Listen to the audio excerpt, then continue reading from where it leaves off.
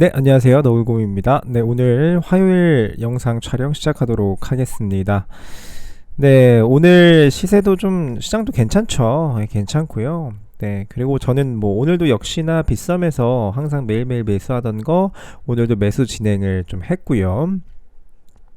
네, 매수 결과에 대해서는 매주 토요일 날 있는 실시간 방송에서 제가 얼마가 됐는지 몇 퍼센트 수익률인지는 공개해 드리도록 하겠습니다. 네, 그래서 영상 뉴스 본격적으로 시작하기 전에 구독과 좋아요 부탁드립니다.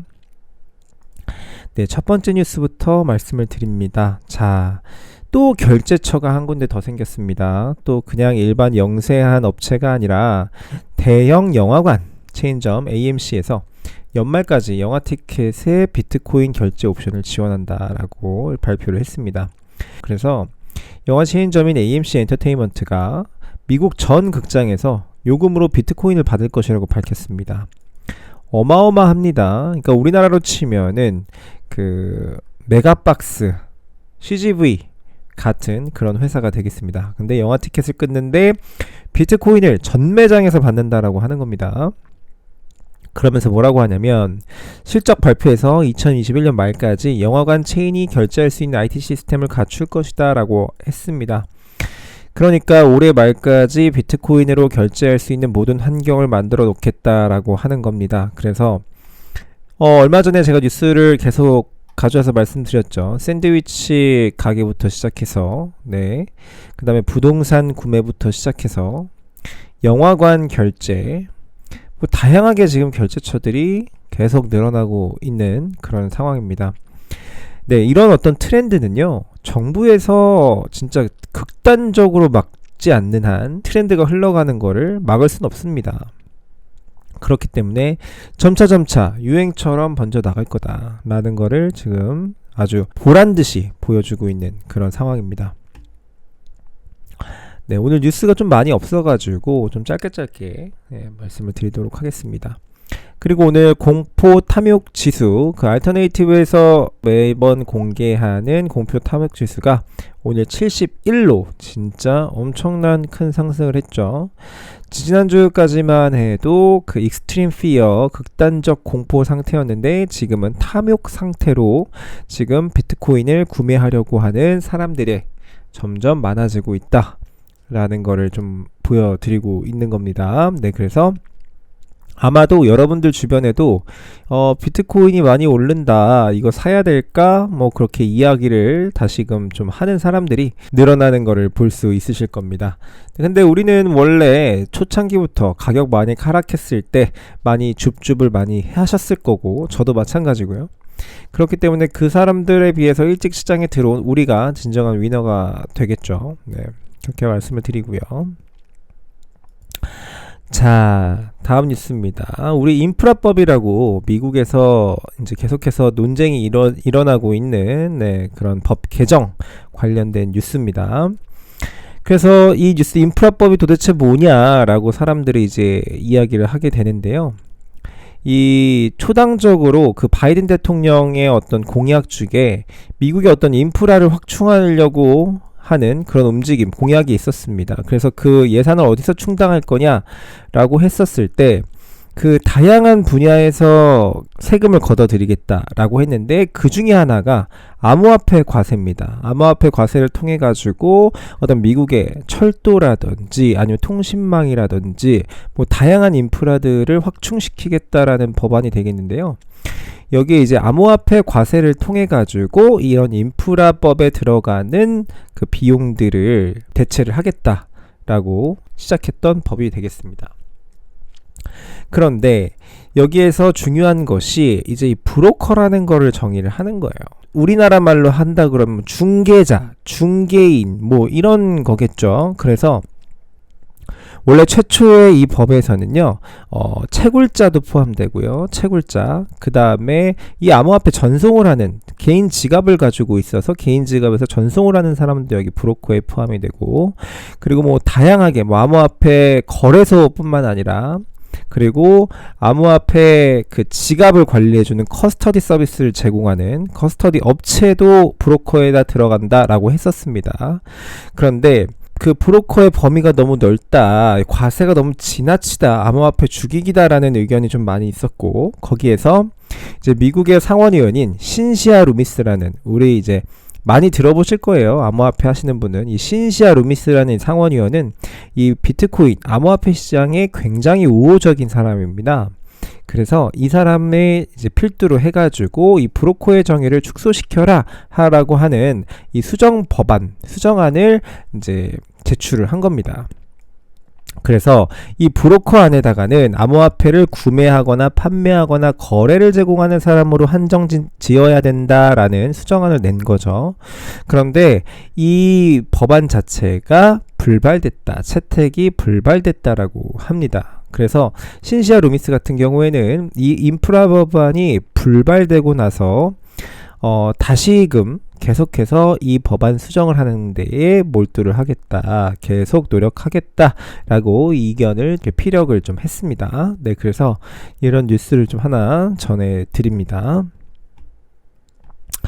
그리고 다음 뉴스는 여러분들께서 가장 관심사에 있으신 바이낸스 관련된 소식입니다. 네, 여러분들 제가 그동안 바이낸스 거래소에서 스테이킹하는 방법도 말씀을 드렸었고요. 그 다음에 국내 금융위에서 이 바이낸스 거래소를 차단할 거다, 금지할 거다, 거래를 금지할 거다 라고 하는 그런 뉴스들도 많이 말씀을 드렸었는데요.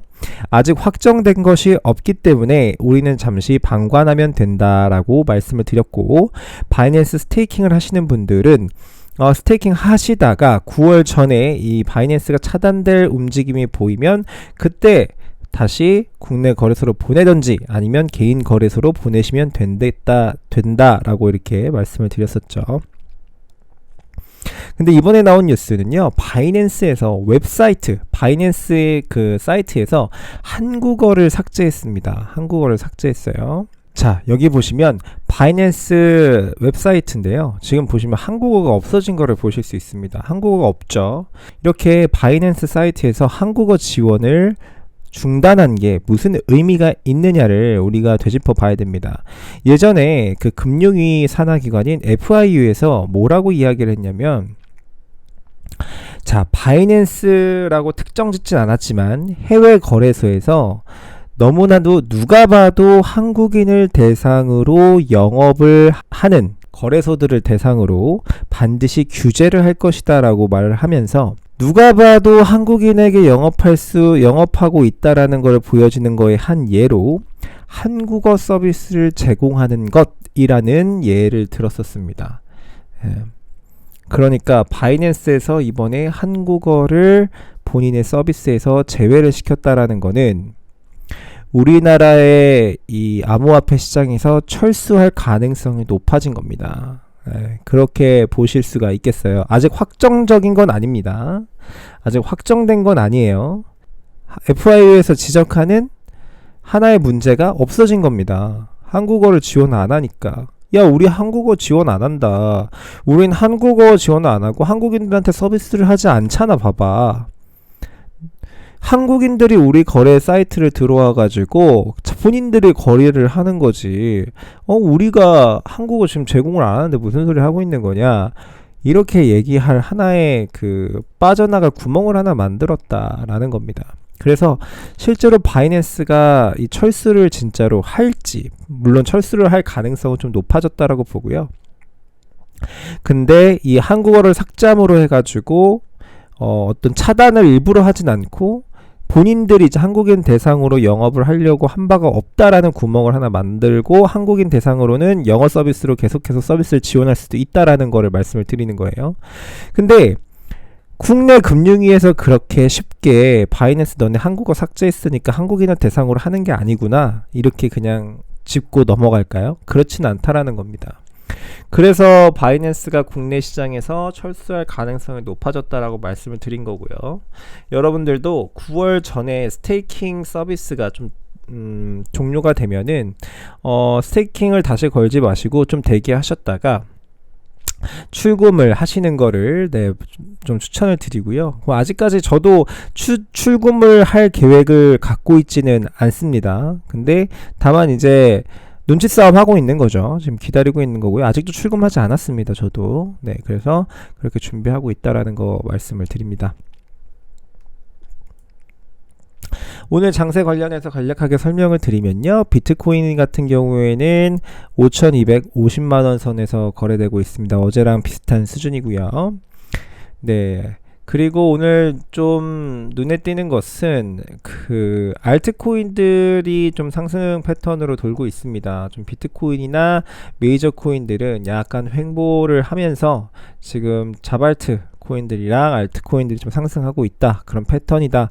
좀 자발트 코인들이 상승을 하면서 지금 비트코인 도미넌스가 약간 어제보다는 좀 하락하고 있는 그런 모습을 보여주고 있어요. 그래서 어제는 48% 정도 좀 오버했었는데요. 지금은 47% 대에 머무르고 있습니다. 오늘 김치 프리미엄은 김치 프리미엄에 역푸가 꼈어요. 역푸가 꼈어요. 그러니까 해외 시세가 국내 시세보다 더 비싼 상황입니다. 지금 아주 매수하기 좋은 김프로만 따졌을 때 아주 매수하기 좋은 타이밍입니다. 김프가 마이너스 0.4%니까 역푸가 껴있다 라는 거 말씀을 드립니다. 자, 오늘 비트코인 선물 시장은요, 롱 포지션 66%, 숏 포지션 33%입니다. 네, 그래서 오늘 장세도 다 말씀을 드렸고요. 진짜 오랜만에 보는 역푸가 나왔다는 거 굉장히 의미 있는, 우리 시장에는 이 역푸가 나오면은 그 이후에 비트코인 가격은 엄청난 상승을 좀 해주는 그런 모습이 거의 항상 있었거든요. 그래서 좀 상승 패턴이 오기를, 이걸 좀 계기로 해가지고 상승 패턴이 왔기를 그렇게 바라봅니다. 네, 오늘 영상도 시청해주셔서 대단히 감사드리고요. 구독과 좋아요 부탁드립니다. 고맙습니다.